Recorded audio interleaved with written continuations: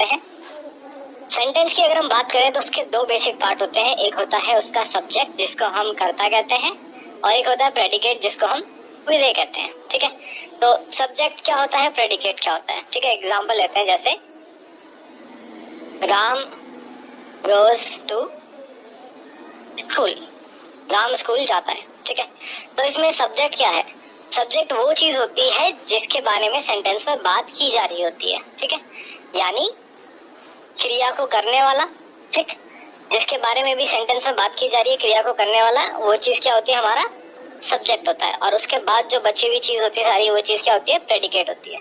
तो प्रेडिकेट क्या होता है, सब्जेक्ट के बारे में कही गई जो भी इंफॉर्मेशन आपको दी गई है वो चीज क्या है, प्रेडिकेट है। ठीक है, अब इनकी डेफिनेशन देख लीजिए आप। सब्जेक्ट क्या होता है, part of a sentence which names the person और thing we are speaking out. मतलब जिस भी पर्सन और थिंग के बारे में हम बात कर रहे हैं वो चीज क्या है, सब्जेक्ट है सेंटेंस में। ठीक है, और सब्जेक्ट को हटा दें तो बचा हुआ जो भी है, जो कि सब्जेक्ट के बारे में हमें बता रहा है, इंफॉर्मेशन दे रहा है, वो चीज क्या है, प्रेडिकेट होती है। ठीक है, जैसे the boy went to school, तो आप बताइए इसमें सब्जेक्ट क्या होगा। तो आप बोलेंगे सब्जेक्ट तो सीधा सीधा दिख रहा है, द बॉय, है ना, द बॉय नहीं, सब्जेक्ट क्या हमारा, बॉय। ठीक, इस बॉय के बारे में बात हो रही है, ये आपका आर्टिकल होता है, ये अभी हम आगे पढ़ेंगे। ठीक है, अभी के लिए सिर्फ बेसिक्स हम देख रहे हैं। तो बॉय हमारा क्या है, सब्जेक्ट, और उसके बाद बारे में कही गई पूरी बात, ये चीज क्या है, प्रेडिकेट, है ना। क्लियर है। ऐसे ही दूसरा सेकंड एग्जांपल देखिए, he has a good memory. तो ही के बारे में बात हो रही है, तो ये क्या हो गया हमारा सब्जेक्ट, और हैज अ गुड मेमोरी ये क्या हो गया हमारा प्रेडिकेट। ठीक है, ऐसे ही लास्ट है, the earth revolves around the sun. किसके बारे में बात हो रही है, तो आप बोलेंगे जी अर्थ के बारे में बात हो रही है, तो अर्थ हमारा क्या हो गया सब्जेक्ट, और ये क्या हो गया रिवॉल्व्स अराउंड द सन, ये क्या हो गया प्रेडिकेट। ठीक है, तो इतना क्लियर है आपको। अगर कई बार क्या होता है, बहुत बेसिक से भी क्वेश्चंस आ जाते हैं, कई बार एग्जाम में ये पूछ लेता है कि एक सेंटेंस दे दिया, इसमें सब्जेक्ट क्या है, या फिर आपसे पूछ लिया इसमें बता दीजिए प्रेडिकेट क्या है। तो उस केस में सब्जेक्ट आपको पता चल गया क्या होता है, जिसके बारे में सेंटेंस में बात हो रही है, और प्रेडिकेट क्या है, जो भी बात हम उस सब्जेक्ट के बारे में बता रहे हैं वो चीज क्या है, प्रेडिकेट है। ठीक है, अब कुछ थोड़े से अच्छे क्वेश्चन देख लेते हैं, जैसे A guilty conscience needs no excuse। इसमें आपको सब्जेक्ट बताना है क्या होगा। ठीक है, तो पहले तो इसका मतलब समझिए क्या है, guilty conscience means needs no excuse. Guilty conscience का मतलब क्या है, कंसाइंस होती है चेतना। ठीक है, और गिल्टी क्या होता है, आत्मग्लानि। ठीक है, आपने कुछ क्राइम कर दिया, कुछ भी गलत कर दिया, तो उसके बाद जो आपको अंदर से अजीब सी फीलिंग आती है ना कि कुछ गलत कर दिया है। ठीक है, तो उसके बारे में बात हो रहा है। तो गिल्टी कंसाइंस मतलब अगर आप कुछ भी गलत वगैरह करेंगे तो उसके बाद आपको एक्सक्यूज, मतलब क्या है यहाँ पे सेंस ये कह रहा है कि कोई आपको मतलब किसी को आपसे पूछने की जरूरत नहीं है कि आपने क्या गलत किया। आपके अंदर से खुद इतनी ज्यादा आत्मग्लानि होगी कि आप दूसरे को सामने से बताएंगे, इवन आप कोई ना कोई ढूंढेंगे कि मैं किससे शेयर करूँ ये चीज। ठीक है, तो ये सेंटेंस है, guilty conscience need no excuse. अब इसमें हमारा सब्जेक्ट क्या है, आप देखेंगे नीड्स नो एक्सक्यूज, किसके बारे में, किसको एक्सक्यूज की जरूरत नहीं है, कंसाइंस को। कंसाइंस मतलब चेतना। चेतना कैसी है, गिल्टी। गिल्टी क्या है यहाँ पे, एडजेक्टिव, कि कुछ गलत काम करने के बाद जो फीलिंग आती है। ठीक है, तो सब्जेक्ट का पार्ट आपका कौन निभा रहा है, ये अ गिल्टी कंसाइंस। ये चीज आपका सब्जेक्ट का पार्ट निभाएगा, और ये क्या हो जाएगा आपका प्रेडिकेट। ठीक है, नाउन और प्रोनाउन जनरली सब्जेक्ट का काम करते हैं, और नाउन के साथ अगर आर्टिकल और एडजेक्टिव और आर्टिकल दोनों लगे हैं तो वो भी कंसीडर किए जाएंगे सब्जेक्ट के साथ ही, और प्रेडिकेट सेपरेट हो जाएगा। ठीक है, ऐसे ही second, a barking sound the shepherd hears. तो जो शेपर्ड है उसको भौंकने की आवाज सुनाई दी। ठीक है, ये कहना चाहता है सेंटेंस में। ठीक, मीनिंग क्लियर आ रहा है, किसको आवाज सुनाई दी, शेपर्ड को। तो शेपर्ड क्या हो गया हमारा सब्जेक्ट, और उसके बाद में जो भी कही गई ये चीज, ये क्या हो गई हमारी प्रेडिकेट। ठीक है, ऐसे ही on the top of the hill lives a hermit. इसमें बताइए सब्जेक्ट क्या होगा। ठीक है, कई बार जरूरी नहीं है, लोग सोचते हैं कि सब्जेक्ट हमेशा स्टार्टिंग में आएगा, ऐसा जरूरी नहीं है। सब्जेक्ट बीच में भी हो सकता है, सब्जेक्ट लास्ट में भी हो सकता है, कहीं भी हो सकता है। तो इस वाले सेंटेंस में बताइए सब्जेक्ट क्या होगा, on the top of the hill lives a hermit. तो हिल के टॉप पे रहता है, कौन रहता है, हर्मिट रहता है। तो किसके बारे में बात हो रही है यहाँ पे, हर्मिट के बारे में, है ना। ये बंदा है, सन्यासी होता है बेसिकली हर्मिट।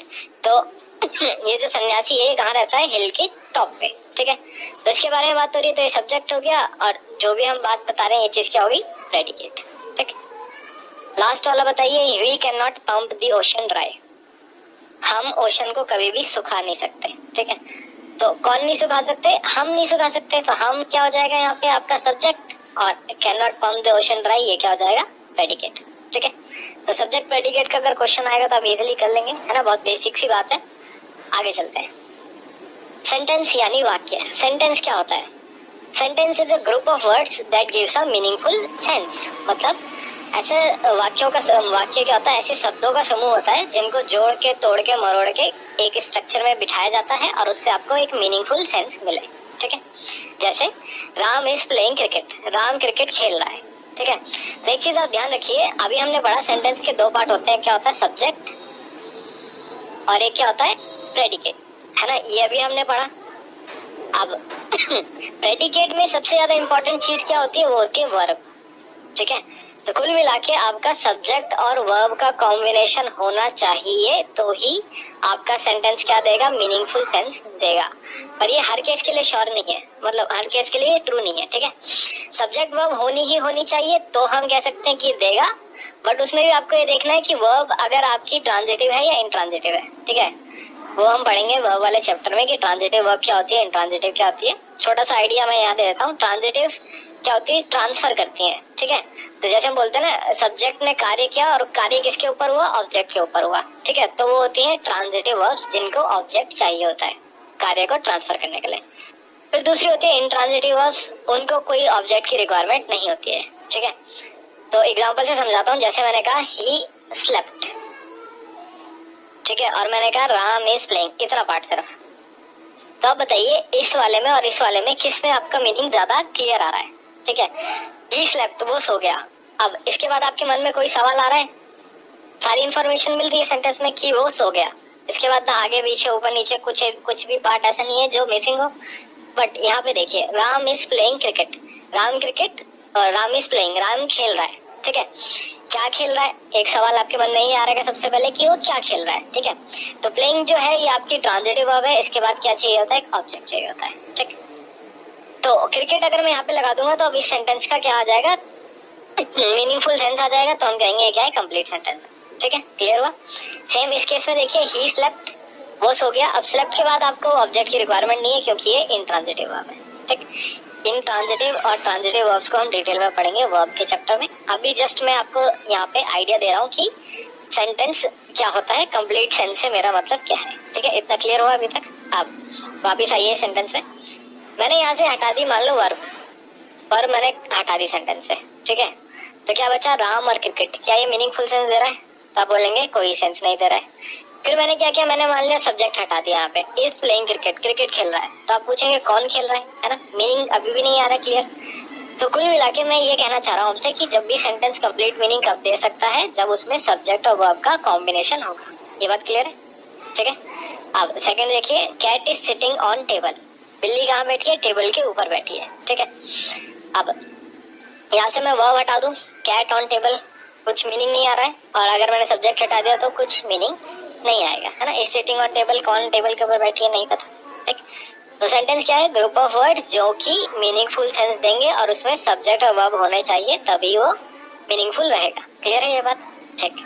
अब चलते हैं टाइप्स या फिर काइंड्स ऑफ सेंटेंस कितने प्रकार के होते हैं। तो 4 प्रकार के होते हैं आपके, ठीक है। कौन कौन से? एक होता है असर्टिव सेंटेंस, जिसमें आप कोई भी स्टेटमेंट देते हैं, ठीक है। कुछ भी आपने इन्फॉर्मेशन दी, कुछ भी बात बोली, तो वो किस में चली जाएगी? असर्टिव में, ठीक। फिर आपका आता है इंटेरोगेटिव, जिसमें हम क्या करते हैं? क्वेश्चन पूछते हैं, ठीक है। क्वेश्चन वाली फॉर्म्स जो भी होती है वो इंटेरोगेटिव में आती है। फिर आता है आपका इम्पेरेटिव, जहाँ पे हम किसी को ऑर्डर दे सकते हैं, किसी से रिक्वेस्ट कर सकते हैं, किसी से परमिशन मांग सकते हैं, ठीक है। और लास्ट जो टाइप है वो है आपका एक्सक्लेमेटरी सेंटेंसेस, जहाँ पे हम इंटरजेक्शंस का यूज करते हैं। जैसे ऐसे शब्दों का हम जब इन पे यूज करते हैं वो क्या होते हैं? एक्सक्लेमेटरी सेंटेंस होते हैं। फिर कुछ लोगों के मन में डाउट आता है कि सर हमने तो एक और पढ़ा है 5th टाइप, जो कि होता है ऑप्टेटिव सेंटेंसेस। तो जो 5th टाइप है ऑप्टेटिव सेंटेंसेस, वो 4th का ही पार्ट है, यानी एक्सक्लेमेटरी सेंटेंसेस का ही पार्ट होता है, ठीक है। तो कुल मिला के आपके 4 होते हैं। कौन से? असर्टिव जिसको हम बोलते हैं साधारण वाक्य, इंटेरोगेटिव जो कि होते हैं प्रश्नवाचक, इम्पेरेटिव जो कि होते हैं आदेश सूचक, और एक्सक्लेमेटरी जो कि क्या होते हैं? विस्मय सूचक। ठीक है, एक एक करके इनको थोड़ा डिटेल में पढ़ते हैं। असर्टिव सेंटेंस, ऐसे सेंटेंस जो कि क्या है, कोई इंफॉर्मेशन देते हैं, ठीक है, या फिर सिंपल स्टेटमेंट होती है। सिंपल स्टेटमेंट कैसे हो सकते हैं, जैसे ही लाइक्स टी या शी डजंट लाइक कॉफी, ठीक है। इस तरीके से मैंने यहाँ पे दो स्टेटमेंट दे दिया आपको। तो ये दोनों क्या है, ये दोनों असर्टिव सेंटेंसेस है, ठीक।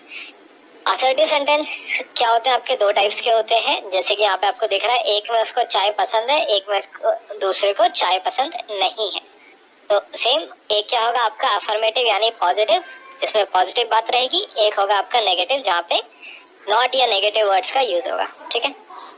तो असर्टिव सेंटेंस क्या होते हैं, सिंपल एक स्टेटमेंट, ठीक। इसके दो टाइप्स होते हैं, एक होता है पॉजिटिव, एक होता है नेगेटिव, ठीक है।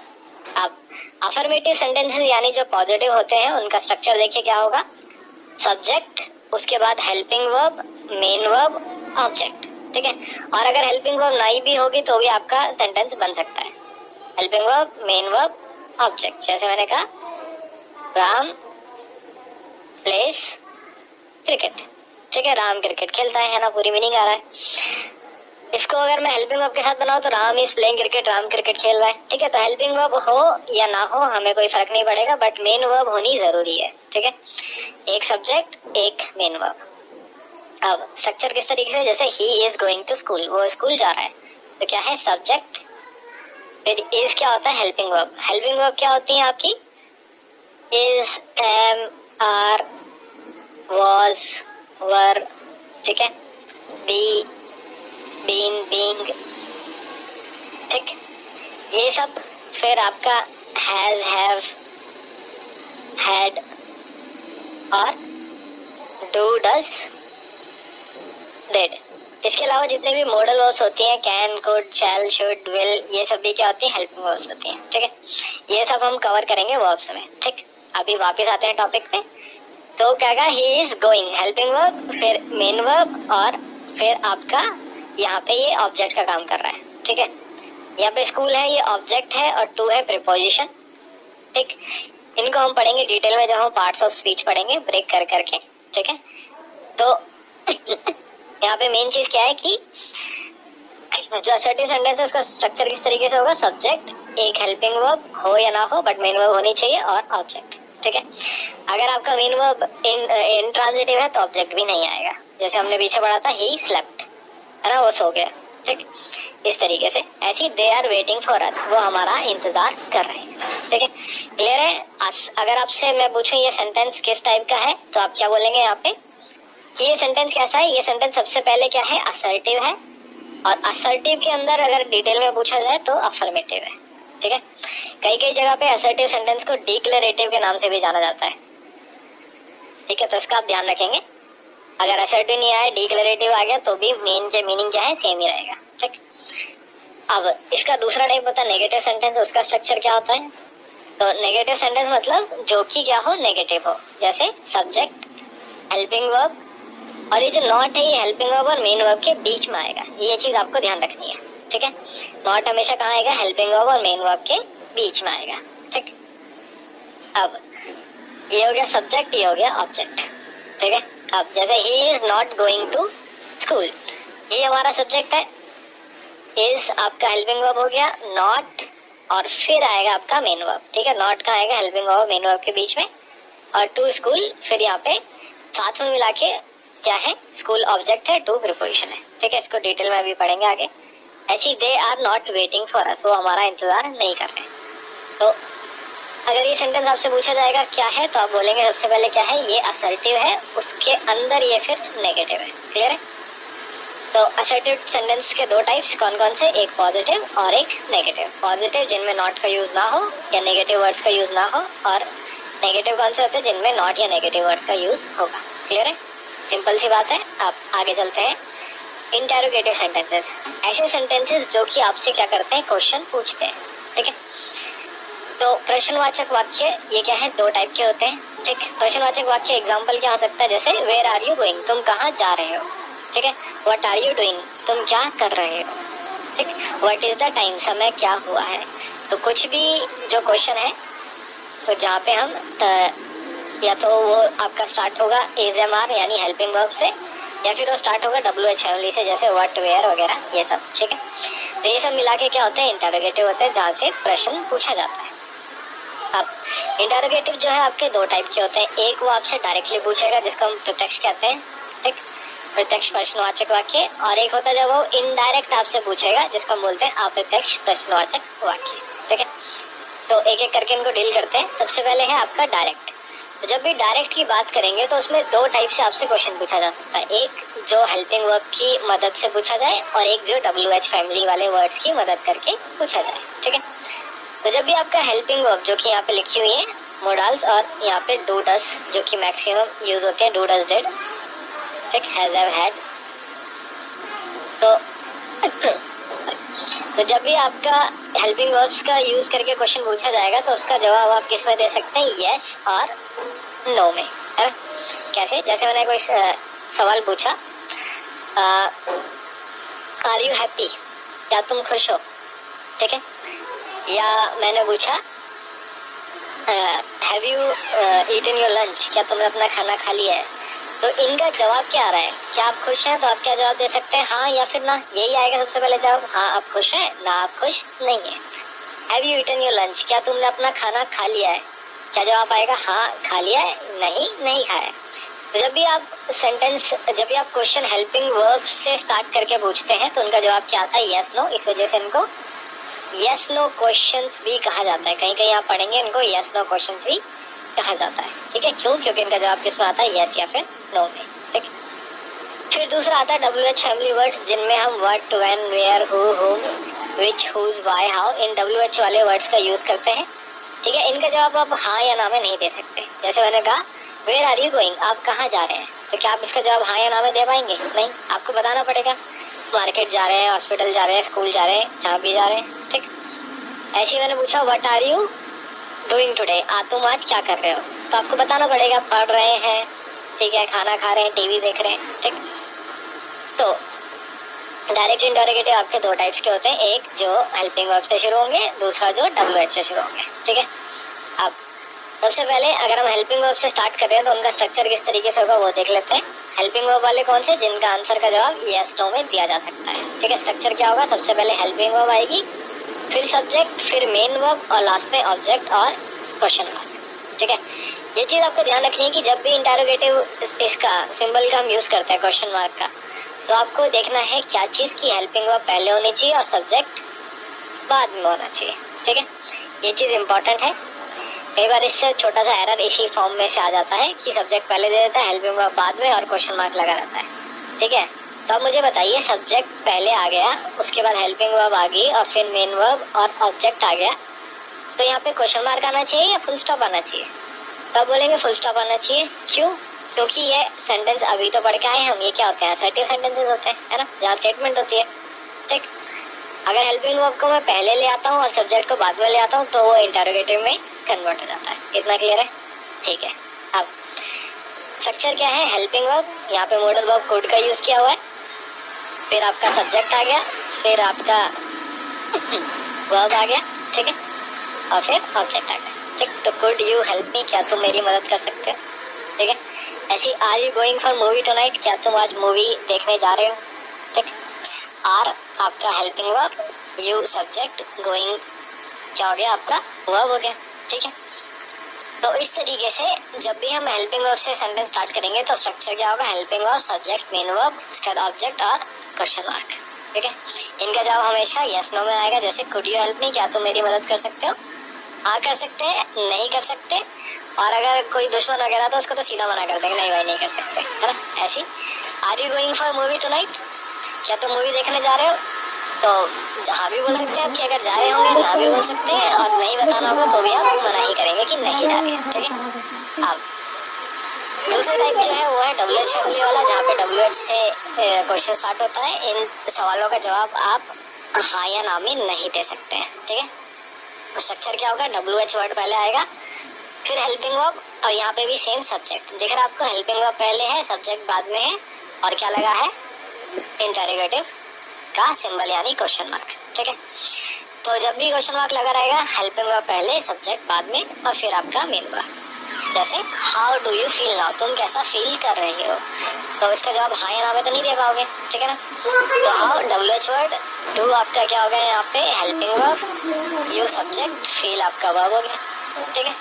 ऐसे ही why were you absent yesterday, why आपका WH वर्ड, फिर हेल्पिंग वर्ब, फिर सब्जेक्ट और फिर आपका वर्ब और क्वेश्चन मार्क, ठीक है। तो क्वेश्चन मार्क कब आएगा, जब हेल्पिंग वर्ब पहले होगी, सब्जेक्ट बाद में होगा। इतनी बात क्लियर हुई, ठीक है, बेसिक सी बात थी। अब नेक्स्ट टाइप अगर मैं कहूँ आपसे कि WH फैमिली और यस नो क्वेश्चन दोनों ही मैंने एक सेंटेंस में यूज करने हैं, तो कैसे बनाऊंगा स्ट्रक्चर उसका। सबसे पहले मैं क्या रखूंगा, WH रखूंगा कि यस नो वाला क्वेश्चन रखूंगा। तो आप बोलेंगे सबसे पहले आपको रखना क्या है, यस नो क्वेश्चन को पहले रखना है और फिर WH वाले को रखना है, और वहाँ पे भी WH वाला क्या लेगा, असर्टिव फॉर्म लेगा, ठीक है। असर्टिव फॉर्म मतलब सब्जेक्ट पहले हेल्पिंग वर्ब बाद में, और क्वेश्चन मार्क नहीं आएगा, क्या आएगा, फुल स्टॉप आएगा, ठीक है। ये स्ट्रक्चर ध्यान से देख लो, इससे कई बार एग्जाम में क्वेश्चंस आ जाते हैं, ठीक। एग्जामिनर इस तरीके से इसको घुमाता है कि आपको लगता है कि एकदम सही है और आंखों से निकल जाता है एरर, ठीक है। तो क्या है, जैसे could you tell me when the train will depart, क्या तुम मुझे बता सकते हो कब ट्रेन डिपार्ट होगी, ठीक है। ये वो कहना चाह रहा है सेंटेंस में। तो एक तो है आपका यस नो क्वेश्चन, जैसे कुड यू टेल मी, क्या तुम मुझे बता सकते हो, है ना, यस नो है, जवाब हाँ ना में आ रहा है, ठीक। दूसरा है आपका WH फैमिली से स्टार्ट हुआ, फिर क्या आया, सब्जेक्ट, और फिर क्या आया यहाँ पे आपका हेल्पिंग वर्ब, ठीक है, दिख रहा है। और यहाँ पे ये जो क्वेश्चन मार्क है, ठीक है, ये क्वेश्चन मार्क आएगा किस वजह से, क्योंकि ये यहाँ पे क्या है, इंटेरोगेटिव है, ठीक। ये यहाँ पे क्या है, इंटेरोगेटिव है। बट अगर मान लो यहाँ पे इंटेरोगेटिव ना होता, ठीक है, वो दूसरा केस है, उसको अभी आगे बढ़ेंगे, अभी कंफ्यूज हो जाएंगे अदरवाइज आप। तो आप इतना ध्यान रखिए कि जब भी यस नो क्वेश्चन पूछा जाए और WH वाला पूछा जाए, तो सबसे पहले हमें किसको लिखना है, यस नो वाले को, और फिर WH वाले को लिखना है किसमें, असर्टिव फॉर्म में, मतलब सब्जेक्ट पहले और हेल्पिंग वर्ब बाद में, ठीक है। एग्जामिनर क्या करेगा, आपको ऐसे बोलेगा when will the train depart, जो कि सुनने में सही लग रहा है, क्वेश्चन की फॉर्म में आ रहा है ना, ट्रेन कब जाएगी, बट लॉजिकली और स्ट्रक्चर वाइज ये क्या है, गलत हो जाएगा, क्योंकि सब्जेक्ट पहले आना चाहिए और हेल्पिंग वर्ब बाद में आनी चाहिए, ठीक है। ऐसे ही मे आई नो, क्या मैं जान सकता हूँ, वाई हिज परफॉर्मेंस वॉज डल, तो परफॉर्मेंस सब्जेक्ट पहले हेल्पिंग वर्ब बाद में।